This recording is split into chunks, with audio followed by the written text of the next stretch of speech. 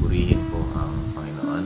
Muli pinagpalang umaga po sa bawat isa. Salamat sa Diyos sa pagkakataon muli na tayo ay kapag sama-sama na through online upang purihin ang Panginoon at mapagpala at matuto ng sa kanyang mga salita. Salamat sa Diyos. Awit po muna tayo na isang awitin. I exalt thee.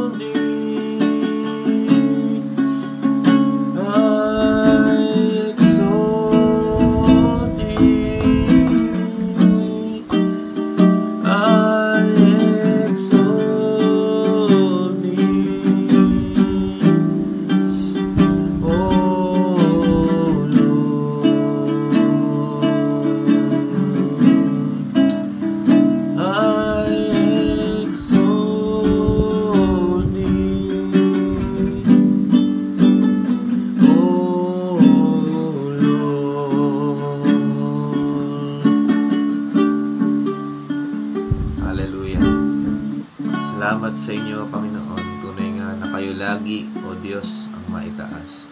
Sa buong buhay namin, Panginoon, kayo ang laging maitaas. Sa bagong taon na ito, kayo ang laging maitaas, O Diyos. Sigit sa ano pa man, higit sa kanino man, kayo ang laging mataas, O Diyos. Salamat po muli, aming Ama, sa patuloy na pagsama sa araw-araw. Hanggang sa araw na ito, Panginoon, maraming salamat po rin. Dahil binagon niyo kami, Panginoon, mula sa aming pagkakatulog upang unahin kayo, O Diyos, mapalakas ng inyong salita, matuwid ng inyong salita, O Diyos, mapagpala ng inyong mga salita. Salamat aming Ama, patuloy na ang inyong pagsama sa tulong ng Banal na Espiritu, maranasan ng bawat isa, Panginoon, saan man kami naroroon. Hallelujah. Inyong salita na mapag-aaralan sa araw na ito, sa oras na ito, ay magrema sa aming mga puso at mapamuhay namin, O Diyos, sa aming buhay.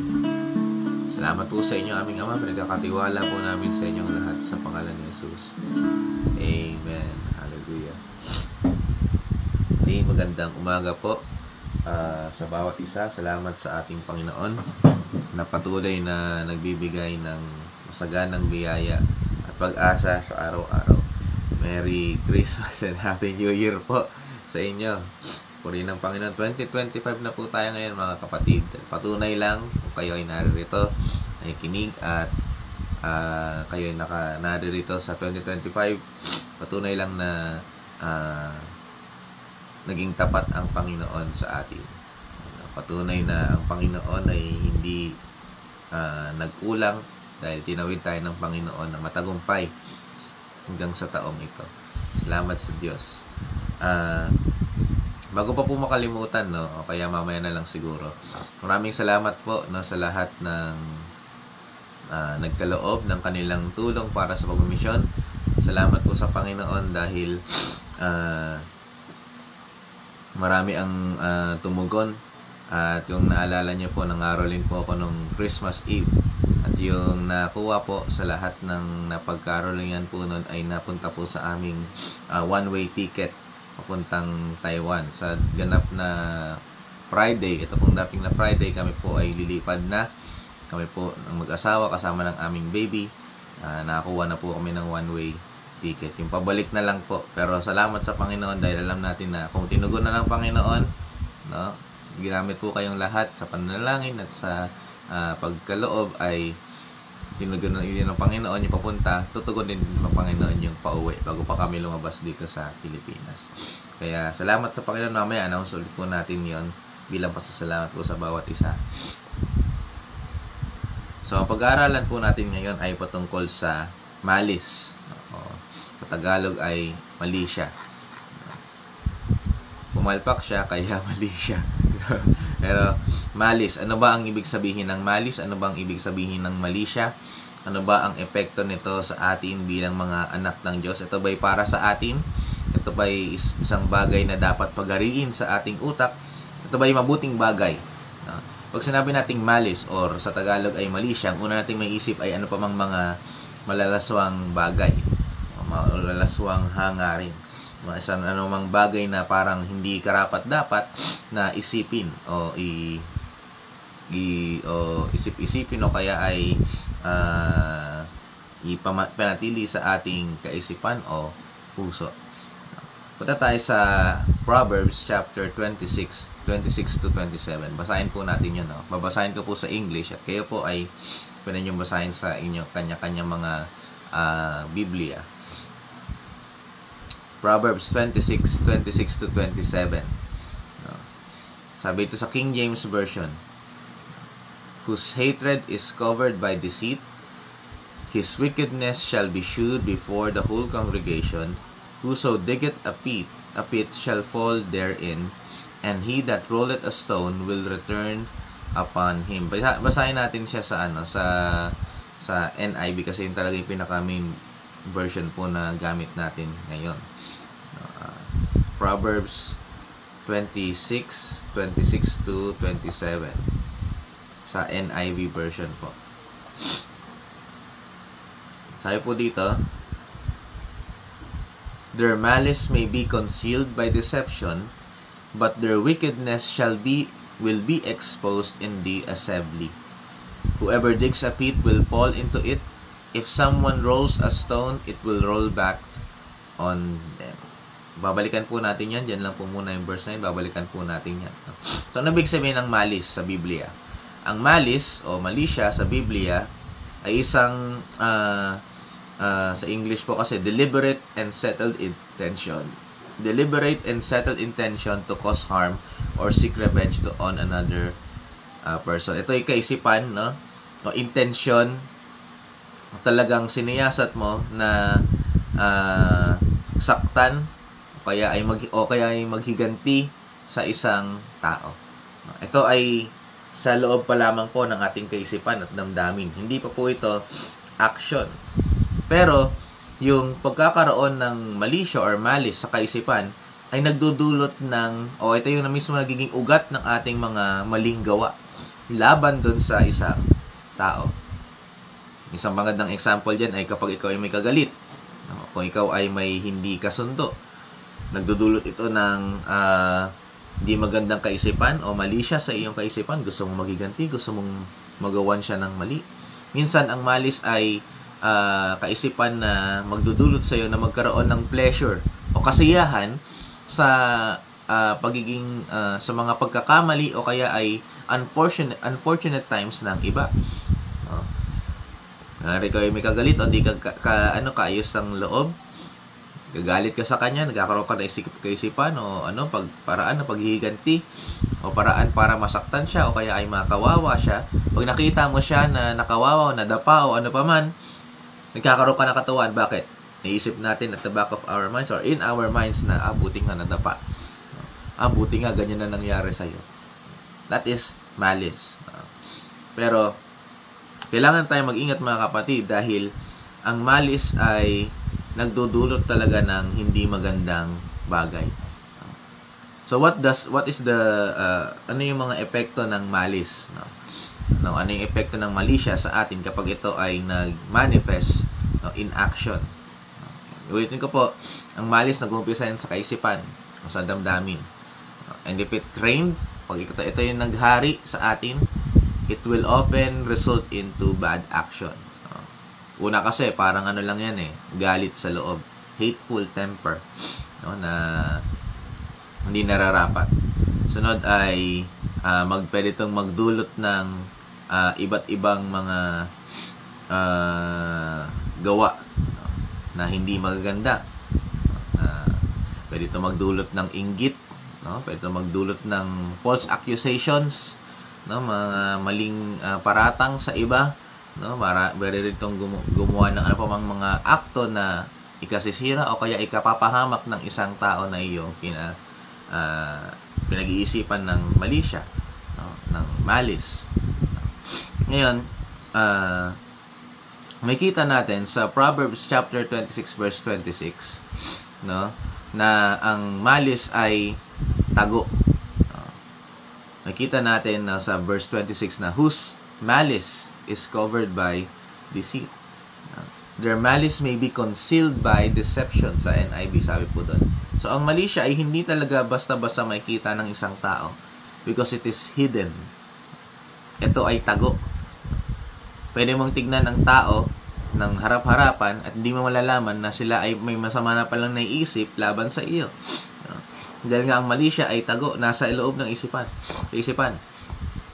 Walang ibang nakakita ng ating puso at kaisipan maliban sa Panginoon. Kaya sa harapan ng tao, naitatago niya ang kanyang mali siya. Kahit kausap mo pa at feeling mo at pinapakita mo na parang mabuti ka o mabuti pa ikitungo sa kanya, pero sa iyong kaisipan ay meron ng maling nabubuo. It is concealed. Malice is concealed through deceit. Ano ibig sabihin nun? Malice is concealed through deceit. Naitatago siya sa pamamagitan ng pandaraya. Paano pa bababawin yung pastor? Natatago siya sa pagiging plastic. Kapag ikaw ay may kagalit sa church na lang, huwag na tayo magpakalayo-layo. Okay, ikaw ay may kagalit sa church, no? At syempre nasa church ka, gusto mong maging maayos ang iyong figure sa loob ng church. Kakausapin mo, mapakasangga mo, kaya sasalubong kayo ng tingin. O kaya masasalubong mo yung hindi mo kasundo. Ngingiti ka lang, no? At kakamustahin mo siya, pero sa iyong kaisipan ay galit na galit ka na pala. O galit na galit ka dahil nga hindi kayo magkasundo. So, malice can be concealed through deceit. Pwede itong matago sa pamamagitan ng ng pandaraya.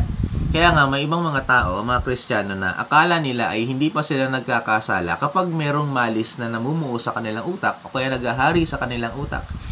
Kapag may masama ng kaisipan o mali siya na namumuno sa utak ng isang Kristiyano, akala nila ay okay lang. Bakit? Wala pa kasing nagagawang mali.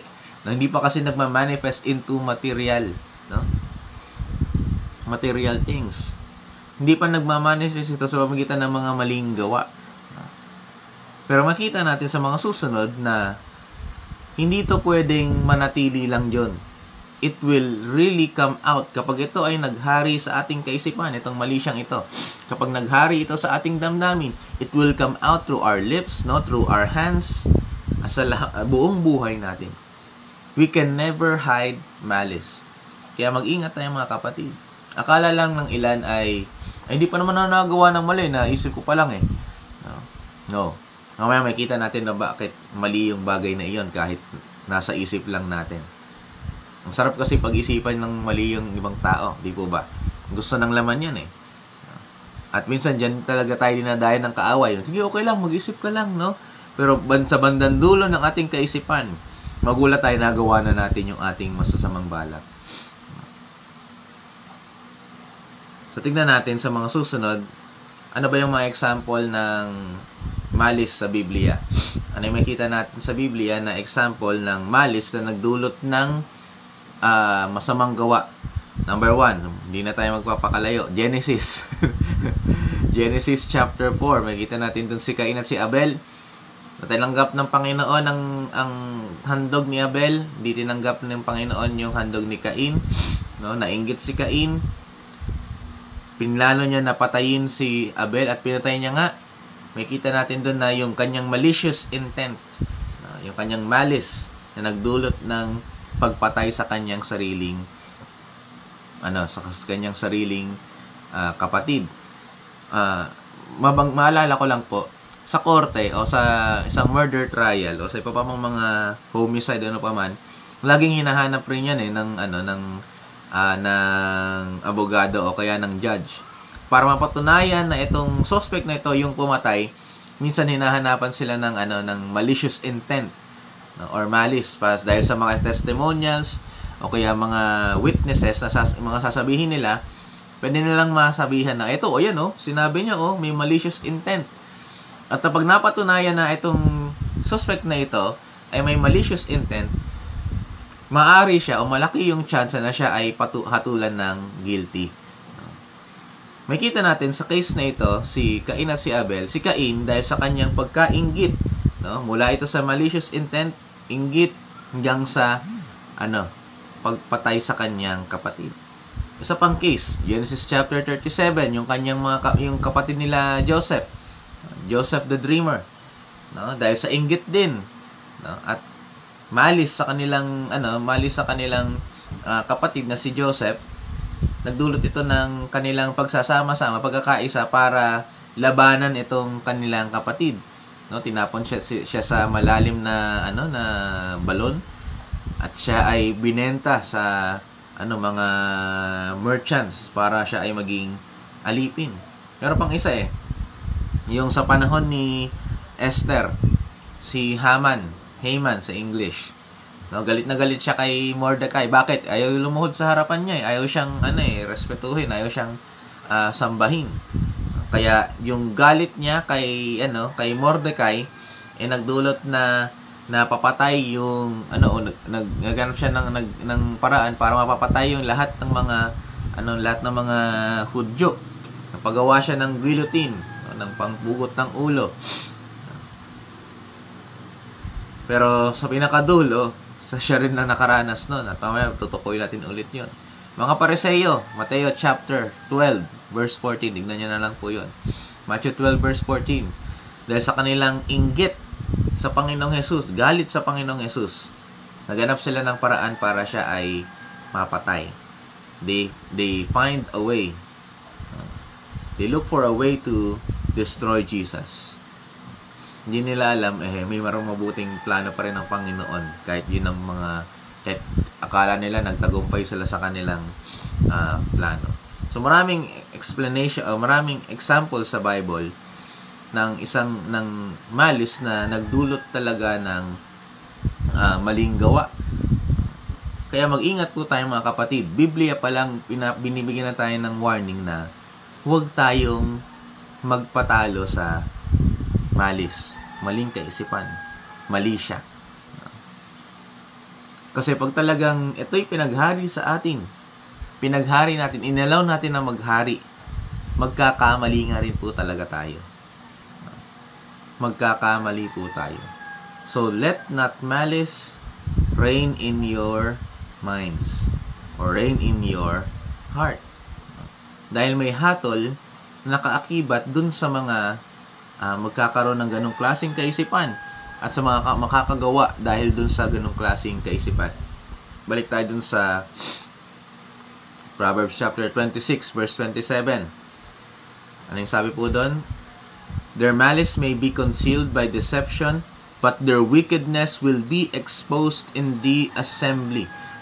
Marahil matago sa umpisa yung malis, pero darating yung panahon, sabi dun sa Proverbs 26:26, may expose yung ating malis.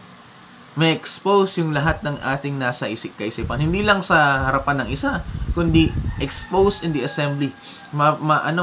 Mapapakita ito, may expose ito sa nakararami. Kaya wag tayong papadaig sa kaisipan na iyon. Because there will come a time, sige, hayaan lang natin na mag-cultivate yan sa ating kaisipan. No? Diligan lang natin ng diligan yan. There will come a time na bigla yung uusbong at magiging halata sa lahat. Akala mo yung mali siya na ganito, kaliit na usbong, kakadilig ng kakadilig, kakaisip ng kakaisip, magiging parang puno na yan. At minsan pa nga, yung puno na iyon, magiging parang troso sa iyong mata. Nakakala mo magaling lang tayo, akala natin magaling lang tayong magpuna, pero yun pala meron ng troso sa ating mata. So delikadong delikado, Biblia pa lang tinuturuan na tayo na delikado ang maghari ang mali siya sa ating kaisipan. It will cause bad acts. Magdudulot ito ng masamang gawa. So Proverbs 26:27, sabi naman dito, whoever digs a pit will fall into it. If someone rolls a stone, it will roll back on them. Akala nila hukay ng balon para mahulog yung kanilang kinagagalitan. Akala nila sila yung magtatagumpay, pero sila pa yung mahuhulog dun sa kanilang hinuhukay. Ano ibig sabihin nun? Babalik sa atin yung lahat ng ating mga malice thinking at malice actions. Pastor, nagtagumpay sa akin yung yung isang kaibigan ko Ngayon pala may pinaplano masama sa akin, naapektuhan talaga ako. You may be affected. No? At talagang pwede silang magtagumpay sa kanilang gagawin, but there will come a time that God will judge them. At ibabalik ng Panginoon. Ang Panginoon ang maghihiganti sa kanilang mga ginagawang mali against you. Amen. Amen po ba? There will come a time, yung lahat ng naghukay ng patibong laban sa iyo ay mahuhulog din sa kanilang mismong sariling patibong. There will come a time na pag mayroong bumato ng bato sa iyo o nagpagulong ng malaking bato sa iyo, babalik iyon sa iyo. Imagine this, mga kapatid. Ang lahat ng mga nagpapakumbaba ay hindi naghihiganti. Yung lahat ng mga nagpapakumbaba ay itinataas ng Panginoon. Ang lahat ng magmamataas, lahat ng prideful ay binababa ng Diyos. Ang lahat ng mga may mali siya, sa kaisipan, sa damdamin, ay nasa ibaba. Yung lahat na nagpapakumbaba ay inaangat ng Panginoon nasa itaas. Pag nagbato sila ng malaking bato sa itaas, babalik at babalik lang rin yun sa kanila sa baba. Tandaan po natin yan. Kaya mga kapatid, it is dangerous to have malice in our minds. Ano yun, Pastor? Paano namin maiwasan yan? Meron bang pag-asa para yan ay maiwasan? Yes, there is still a way para maiwasan ang pagkakaroon ng maling kaisipan. Malice. Una, aminin po natin. Kapag tayo nakagkaroon ng anumang klaseng kaisipan o anumang form of malice sa ating kaisipan, aminin natin na nakaisip tayo ng ganon. at humingi tayo ng kapatawaran sa Panginoon. Confess that malice is a sin. Nasa kaisipan pa lang. Sabihin agad natin na ito ay kasalanan. Bakit?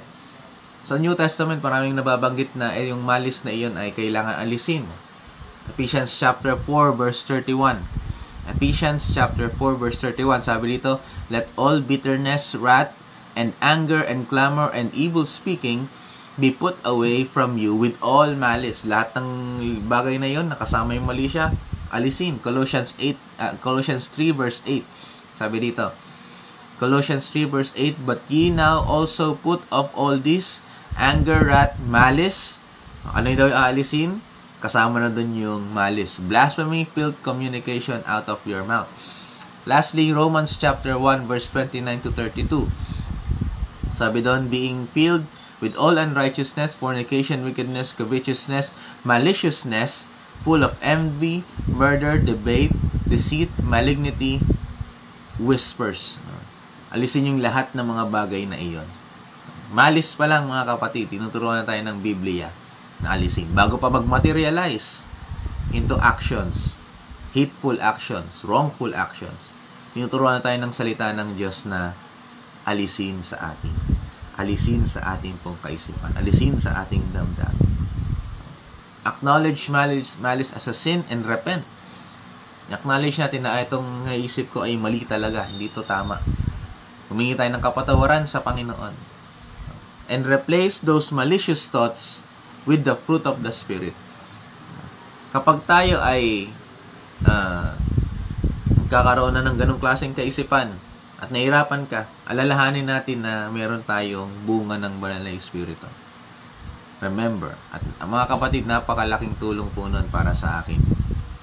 As in my experience, whenever malicious thoughts knock into my mind and enters, alalahin ko na agad, fruit of the Spirit, love, joy, peace, patience, kindness, goodness, gentleness, faithfulness, self-control. Amen po ba? Alalahanin natin yun at in my experience, malaking tulong po talaga. Kung hindi pa talaga kaya, walk in love. Mga kapatid, kung tayo ay mamumuhay ng may pag-ibig at talagang tayo ay umiibig sa ating kapwa, sinusunod natin yung dalawang pinakamahalagang utos, love the Lord your God with all your heart, with all your strength, with all your mind, with all your soul, and love your neighbor as yourself. Pag sinusunod po natin yan mga kapatid, hindi tayo magkakaroon ng malicious intent. O kung mandaya man ang kaaway, hindi tayo magpapadaya. Kung subukan man ng kaaway na magpasok sa ating kaisipan, hindi natin papapasok paghahariin. Bakit? Namamayani ang pag-ibig. You can never hate someone you love. Tandaan niyo po yan. You can never hate someone you love. You may feel angry dahil sa meron silang nagawang pagkakamali, o kaya meron silang nagawang hindi mo nagustuhan. You may feel angry, but you can never hate someone you love. Yung mga magulang, nagagalit lang yan kapag nagkamali yung kanilang anak. Pero hindi nila kakayaning magbigay ng hateful emotion sa kanilang anak. Tandaan niyo po yan. You can never hate someone you love. Pwede ka magalit dahil sa ano pa mang mga pangyayari sa sitwasyon na nangyari, pero you can never hate someone you love. And to be able to guard your minds and your heart from malicious thinking, love, pag-ibig. Amen po ba? So makita natin dito sa ating pag-aaral na ang malicious or malice ay isang nakakatakot o destructive na kasalanan na pwedeng maka-apekto sa iyong pinag-iisipan at kahit rin sa iyo, sa ating sarili. It affects the victim and the one harboring it. Pero sa tulong ng Panginoon, we can overcome malice and live in love. Tayo manalangin. Aming Ama, salamat po sa inyo sa umagang ito. Muli, Panginoon, kami humihingi ng tulong. Remove all malicious thinking in our minds and in our hearts. Fill this with love. Fill us with love, O God, to be able to show and manifest love in front of you, O God, for you and for our neighbors. Salamat sa inyo, aming Ama. Nawa, pag-ibig lamang ang mapakita namin sa aming kapwa. At yung mga malisyosong kaisipan, di mabubuting kaisipan ay mawala sa amin. Kung maaring ang kaaway kumatok sa aming kaisipan at magpumilit na pumasok, pero sa tulong ng pag-ibig na nag-uumapaw, sa tulong ng banal na Espiritu na nagbibigay sa amin, tumubuhos nito, hindi magtagumpay ang mga bagay na iyon. Hindi kayo lamang, Panginoon, ang magtagumpay. Salamat, aming Ama, pagpapala po sa lahat ng mga papasok sa araw na ito.